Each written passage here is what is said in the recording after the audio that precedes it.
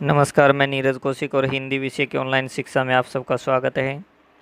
आज हम पढ़ेंगे कक्षा 11 की अंतरा पाठ्य पुस्तक का काव्यखंड का पाठ 1, जिसके दो शीर्षक हैं। एक है अरे इन दो हुनराह न पाई और एक बालम आवो हमारी गेहरे। कबीरदास जो हैं इसके कवि हैं। तो चलिए पहले कबीरदास जी के जीवन परिचय के बारे में जान लेते हैं। कबीर का जन्म काशी में 1398 ईस्वी में हुआ। माना जाता है कि वे स्वामी रामानंद के शिष्य थे। कबीर ने अपनी रचनाओं में अपने को जुलाहा तथा काशी का निवासी कहा है। जीवन के अंतिम समय में वे मगहर चले गए। वह वहीं अपना शरीर त्यागा। कबीर ने विधिवत शिक्षा नहीं पाई थी। उन्होंने स्वयं कहा है कि मसीह कागद छुओ नहीं, कलम गही नहीं हाथ।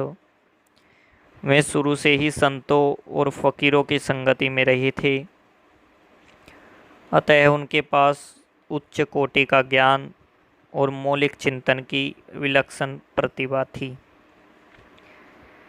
निर्गुण भक्त कवियों की ज्ञान मार्गी शाखा में कबीर का स्थान सर्वोच्च है। वे अत्यंत निर्भय तथा उदार संत थे। उनके काव्य में धर्म के बाह्य आडंबरों का विरोध है तथा राम रहीम की एकता की स्थापना का प्रयास भी।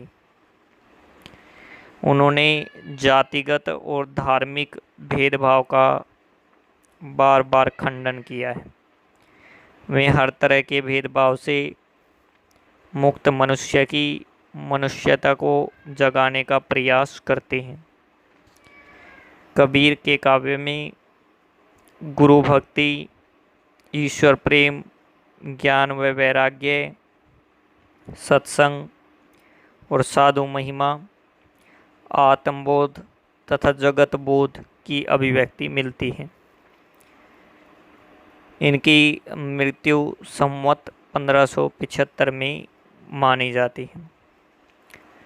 अगर इनकी रचनाओं की बात करते हैं, कबीर की रचनाएं मुख्यतः कबीर ग्रंथावली में संग्रहित हैं, परंतु कबीर पंथ में बीजक का विशेष महत्व है। उनकी कुछ रचनाएं गुरु ग्रंथ साहब में भी संकलित हैं। बीजक के 3 भाग हैं, साखी, शबद और रमैनी। अगर इनके भाषा कौशल की बात करते हैं, कबीर की भाषा जन भाषा है। उसमें भावों की गहराई की अभिव्यक्ति की क्षमता है।